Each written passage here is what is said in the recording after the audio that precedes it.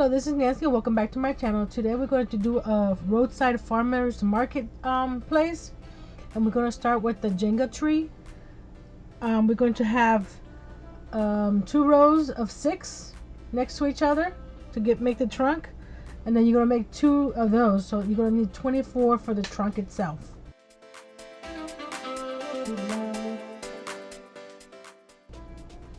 I was inspired by the Crafty Shopper on YouTube. I'll leave her link to her video down below.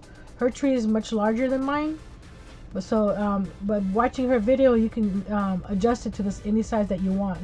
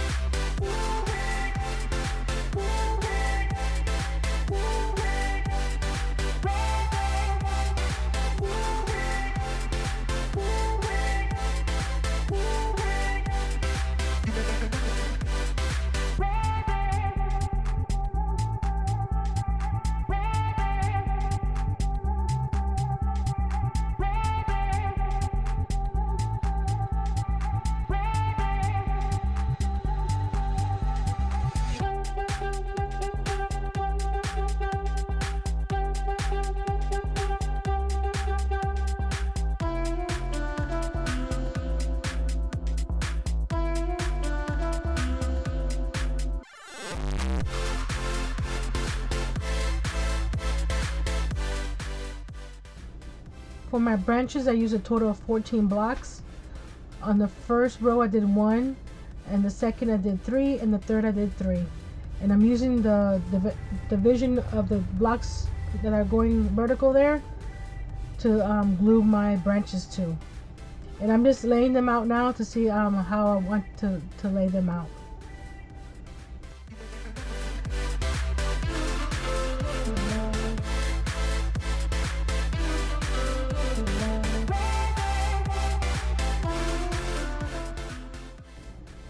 Now once you have where you want them, you're going to start gluing them to the center of the trunk. So I'm using the like I said, where the blocks break apart, or the seam, I use whatever say, and just gluing them at an angle towards the top of the trunk. So I'll do those pieces first, and then I'll do the branch afterwards.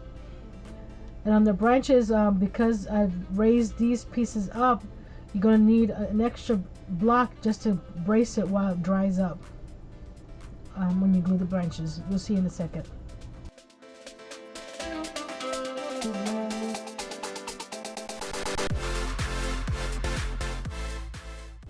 Here's where I lay that extra piece down below to raise that second block up.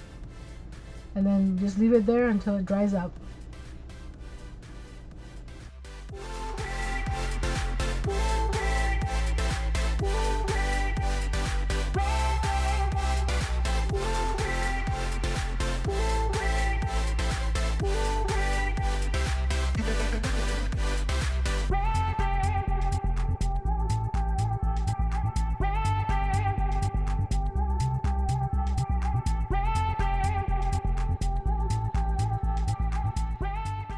Now once your branches are set, you're going to take the second part of the trunk and you're going to glue it on top of the first one here.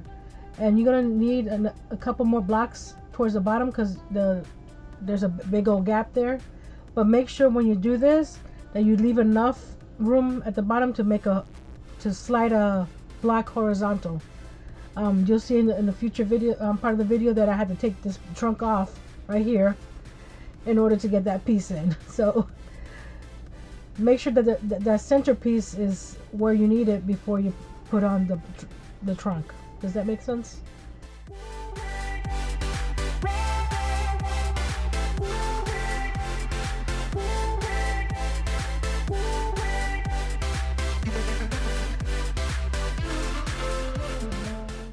Now we're going to dress up the naked branches. Oh no, we're not. We're going to paint.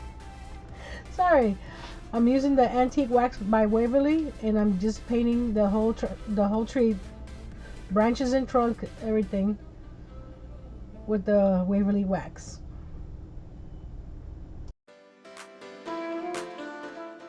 the branches up. I'm using the reindeer moss from Dollar Tree, and you're just gonna hot glue some pieces, you know, add some glue and just tear off some smaller pieces and just cover up all the branches up. Or you can leave some of the branches exposed if that's what you're looking for. But do it on one side, and then once that's done, I flip it and I do it on the second side.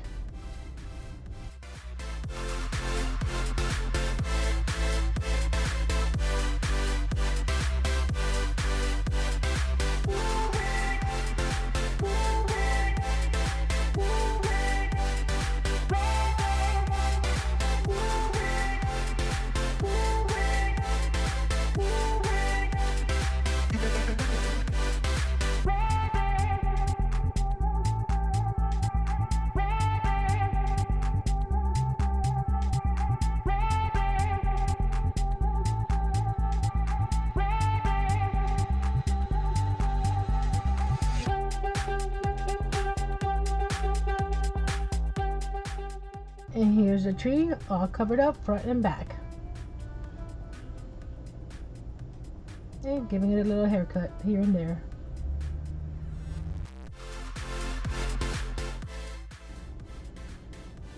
The crafty shopper uses rope to wrap her trunk up, but I'm using air dry clay from Crayola, and I'm just wrapping it around the trunk and the base.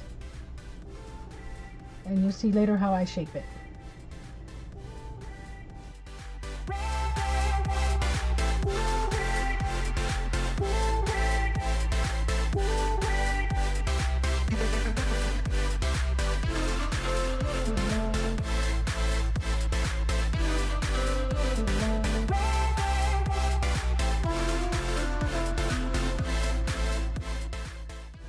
This is a multi-seasonal diorama, as you can say, because this one's going to be for apples, but I do not glue any of the apples down anywhere.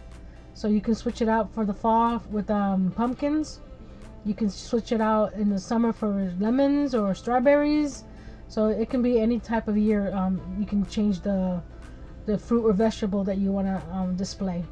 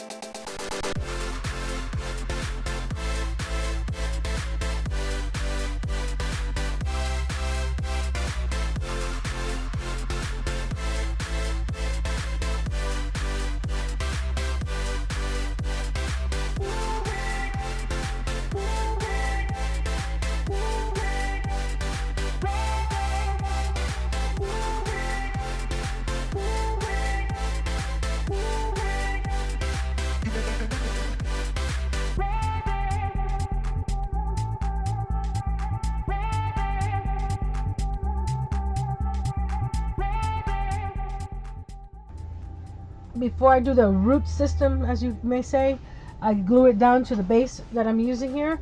It's I think a 1/4 inch piece of plywood, or 1/8 inch piece of plywood. 1/8 inch piece of plywood. And like I said, once that's glued onto the base, then you can start doing the root system.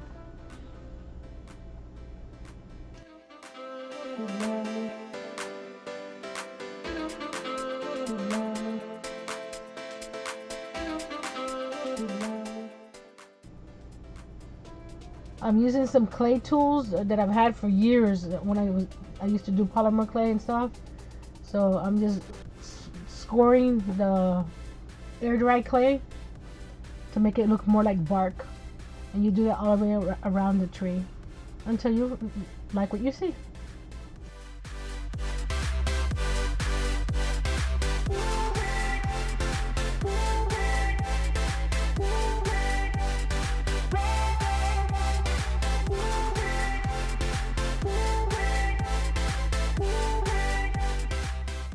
Now I'm using a combination of the Waverly wax and some black, and maybe some tan. I think it's beige. Some folk art beige paint, just to give it some different dimensions onto the trunk itself. And you paint until you see what you like.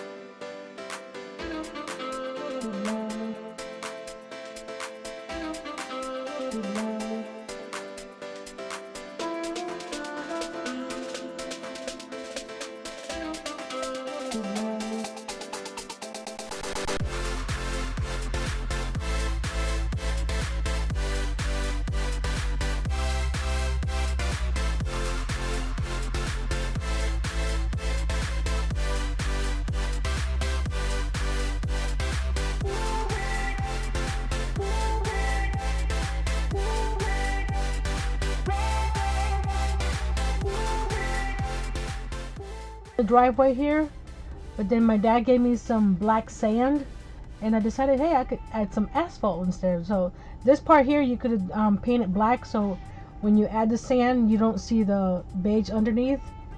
And then under the green over here, I'm using the moss color for the green area because I'm going to be using some Spanish moss to cover the green area up. So whatever color you don't want to use at the bottom, it's just so when if the area is not covered completely with the moss or the gravel, it won't look so bad.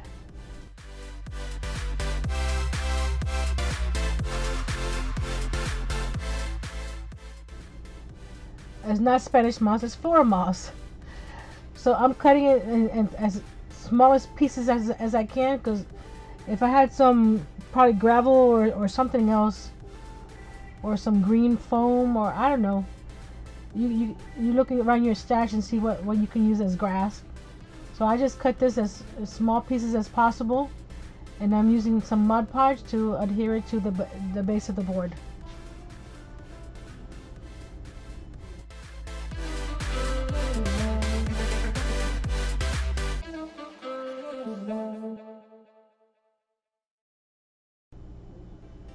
If you're liking this content, please give it a thumbs up.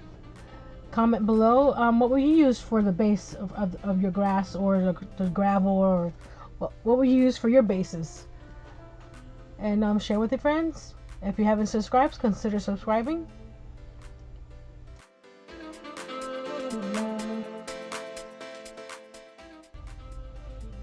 Here's where I suggest to paint this black, so if any of the gravel doesn't cover all of it, it won't be so noticeable.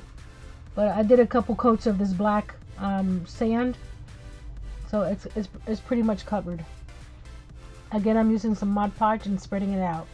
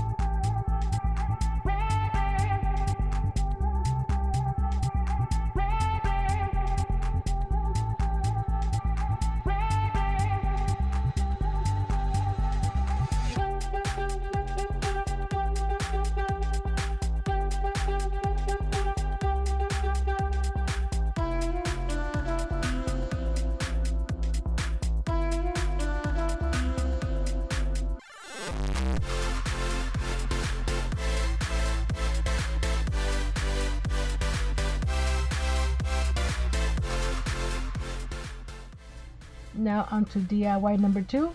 I'm making a mini barrel out of mini clothespins. I got the idea from Robin at Robin's Buys and DIY. She made a little barrel using some larger clothespins, but for this size I needed some teeny tiny ones. I think these are about an inch long, so they're pretty tiny, and it's hard to work with this tiny stuff to make sure that it glues. So once I did the clothespins on the outside, what I did, I dropped some hot glue on the inside. That way they were pretty much secured in there.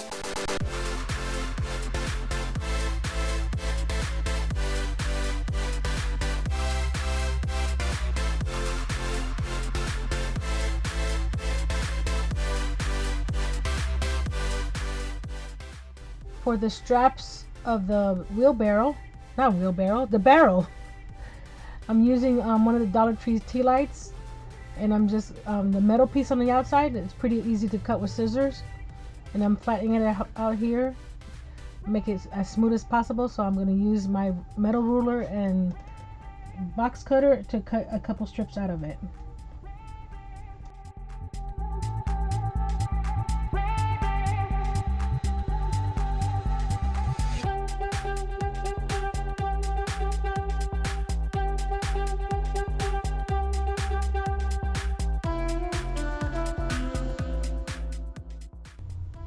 I used some super glue that I had because I ran out of the super glue gel. I think the super glue gel will work better, but I used what I had. And first I had to paint the barrel because it would be harder to paint the barrel after the straps. So I painted the barrel with the, again, antique Waverly wax. And once that dried, I started adding those little straps to it.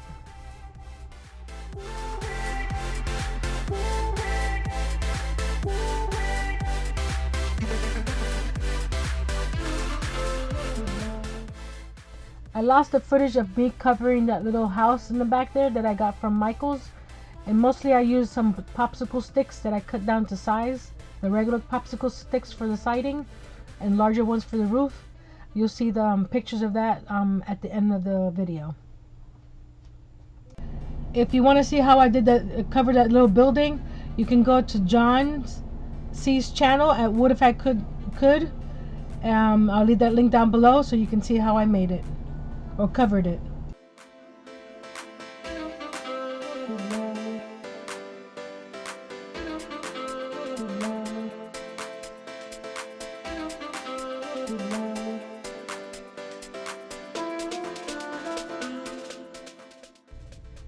Now on to DIY number 3, quick and simple. I needed some apples for my roadside marketplace, so I got some 9mm beads and threaded some twine through it, and used some art glitter glue to secure it inside the little hole. And once they're dry, I just cut the bottoms off, left the little on top for the little stem of the apple, and there you go, miniature apples.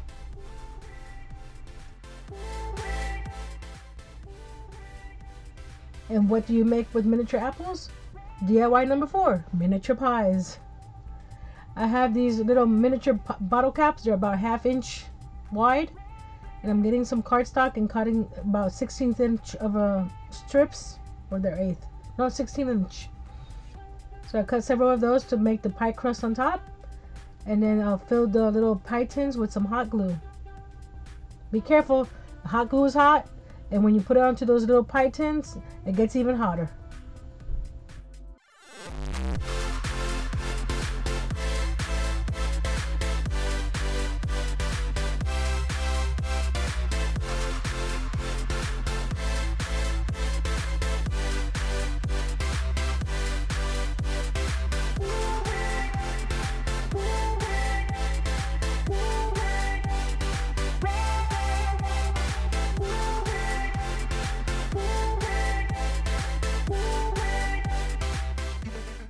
Once the hot glue is dry, I'm taking my Waverly in crimson and just painting the glue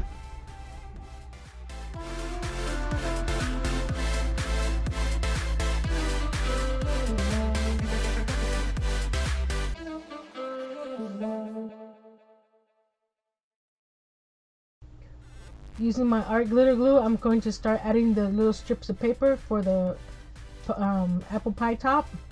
You're going to do three strips one way and 3 strips the other way, and let that dry. And once it's dry, you can clip off the excess.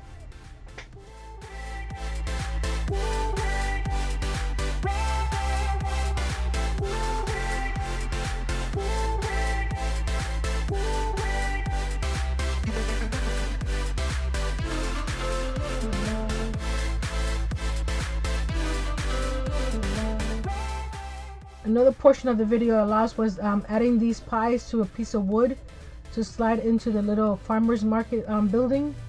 That way you can change it out for season. Pictures at the end shows you how I put those on a little piece of wood.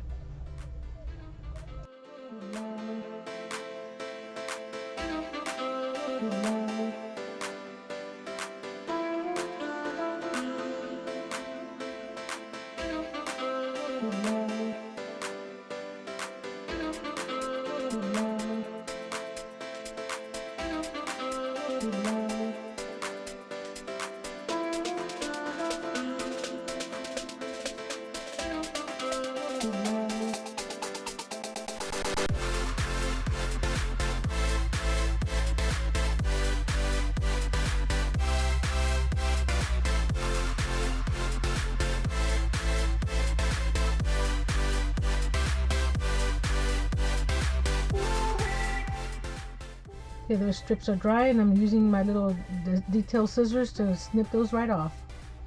But they look a little plain, don't they? So I'm going to be using the Distress Ink Vintage Photo and adding some how you get dimension to the edges to make it look like it was baked.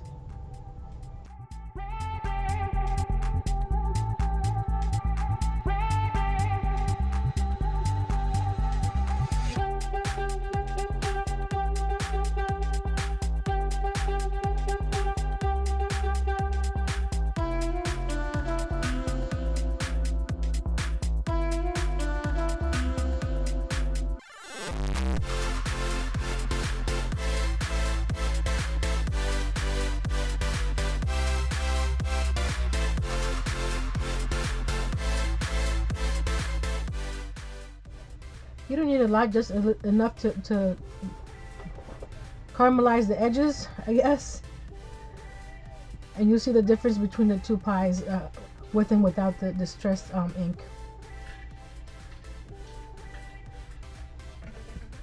Until next time, be brave, be strong, and create seasonal items. Wait to the end for more photos.